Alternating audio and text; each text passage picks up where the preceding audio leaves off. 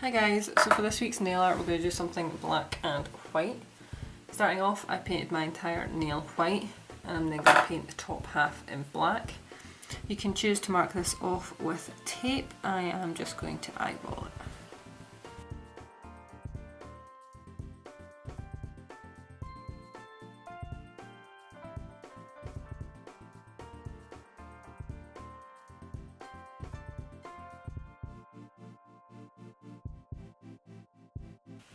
Next, for the detail, we're going to use a black and white striper and also black and white with a dotting tool.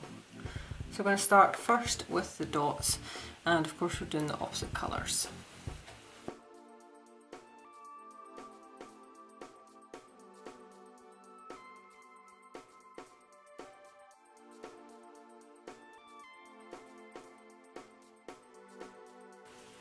Now with the black and white striper, we're doing 2 lines each.